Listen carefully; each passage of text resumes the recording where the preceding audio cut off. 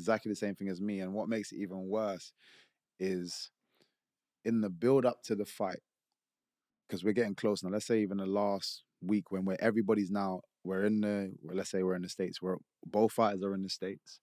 There's at some point in that week, you're not going to make the weight. Let's have a conversation. Tell your coach, come to my coach. Look, we're not going to make the weight. You tell your fighter not to stress out. It doesn't matter because we're the ones fighting. So I didn't have to lose that much weight. I could have stayed 1.5 kilos up. We could have arranged because it's not for a belt, we could have arranged a catch weight. Yeah. And they do that a lot. And so, but you waited for me to make the weight to then tell me. So again, it's like trying to keep those little advantages. And again, you have to have the right It feels team. like it's cheating, bro. Yeah, again, every little advantage helps. And if your team, are used to getting away with something, they're going to try it again, Are there a certain type of fighters that try and do these tactics? It happens all the time. I can't name random people, but it happens. It happens all the time. Yeah. How much does drugs play in the sport of UFC? I know there's VADA testing and stuff like that in boxing. I don't know what the rules are in UFC. Do you get testing done? I got drug tested 2 weeks ago. Put it this way, since I've joined the UFC, I've been drug tested 5 times. They don't play games. Like, I literally got stepped off the plane the other day, got home, and the guy's like, "Yeah, we called. I'm waiting outside your house." It's like, all right, cool, whatever. You just we need some of your pee. Yeah, they literally and you have to do a 3-month in advance, know where you're gonna be type thing. Yeah. So I have to tell everybody exactly where I'm gonna be. I don't know where I'm gonna be week to week. So that's difficult for me. But I try to do that generic. So as long as I haven't gone too far, they have a certain time frame that if they've called you, that you have to get over to them. So God forbid I was to get called right now, it's like I gotta go back across London to go but then he'd have to wait because it's like I've stepped out. Things can happen, but they mark it all down. So it again, I'm sure there are ways to get around stuff because that's only human for people to think about. But it's very difficult. It's very difficult. So yeah, I don't see it's too much of a issue now. Back in the day, it was. Okay. So you've gone from Bellator to bare knuckle fighting, and then from there, did you have any more fights, or did you go straight into UFC? I had one more fight. So it was cool the way it kind of worked out because having that bare knuckle fight sent alarm bells across MMA because everyone's like, "Oh, he's a free agent." Right. Not realizing Bellator allowed me to do a fight, and I was still contracted to Bellator. Right. But it meant everybody showed their hand very quickly. So I had contacts from the UFC, contacts from the PFL, contacts from this. Like, everyone's like, "Yo, what's going on? What's going on?" Like, everyone's like, "Oh, is he free? Is he free? We want to talk to him. We want to talk to him." And it's like, "Oh, he's not, but we'll get back to you as soon as." It's like, well, now we know you're interested. Now you know you're curious, which was, it wasn't intentional. It just so happened to land that way, but it worked out really well for me. So I went back. I had one more fight after that, which again, I damaged a guy. That in bare knuckle or that was in MMA back in Bellator. Okay. It lasted 26 seconds or 27 seconds, something like that. But again, and I don't know how I keep doing this, but it's not intentional, I swear. But I landed a kick on a guy, and it split his patella. His knee basically just. Wow. I don't get it because I don't feel like I'm that tough. I'm a bit bony, but I don't feel like I'm that tough. You ripped Cyborg's that's what head I mean. apart, Like, I just feel like I'm bony or something because even like the kick on the guy's nose, I've never seen a guy's nose break like that. They're just things that have happened. Unfortunately, it hasn't been to myself, but there's things that has happened that, like injury wise, that's just been wild to me. Like, I don't get. And I got it. Blessings to him. I stayed in touch with him as well, just to kind of see how he's getting on. He's not only has he made a full recovery, he's already had 2, like a year later, he's had 2 MMA fights back. He won his first one back, and I think he just lost his second one, but it was like decision. So like, but he's good. So it's good to see. How do you switch that emotion on and off? Because I know you're a very kind person, Mm. and you're a very humble person.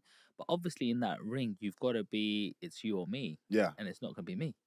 And when you inflict that sort of pain and that sort of damage, how do you not sort of feel guilty about it? And you just said, just had to do what I do, and with that emotion, or do you feel that emotion?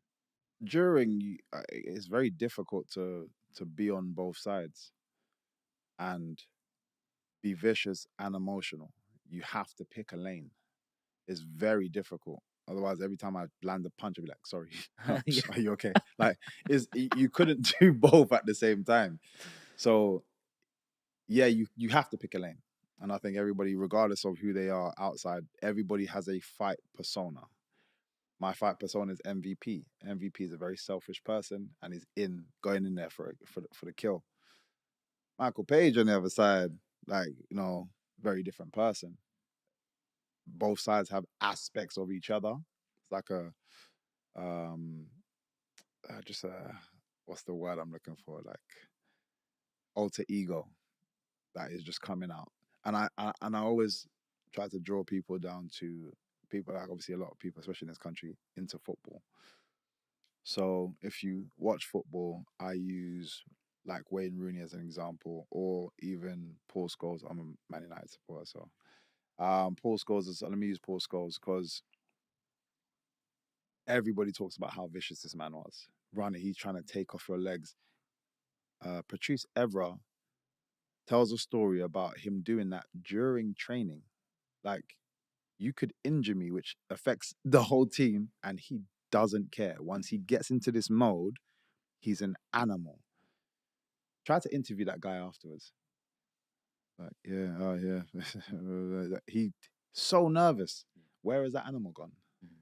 So, like I said, everybody has that persona held within them. Some people have, like for example, if go back to myself, MVP can spread into your everyday life.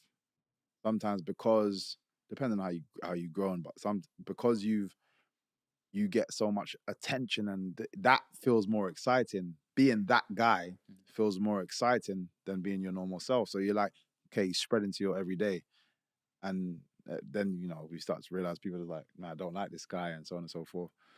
I've been fortunate to have just the people around me, the upbringing, and I'd definitely say martial arts is a big key for me. Just having respect, bowing to people, strangers, helping up and coming guys in the gym come up as well as progressing forward. It was always a team effort. Just all these different things that I learned through martial arts kept me grounded as a person.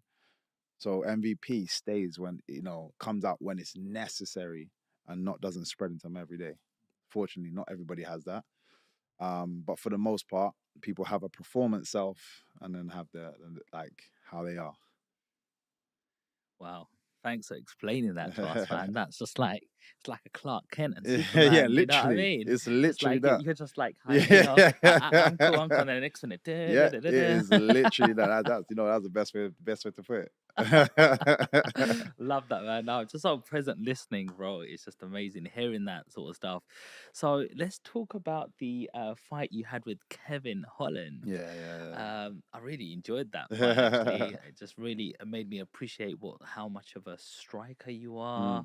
Mm. Them punches, the spinning elbows. Man, I don't know how you got that flexibility. I can barely just do this. Your elbows are already over there. You know what I mean?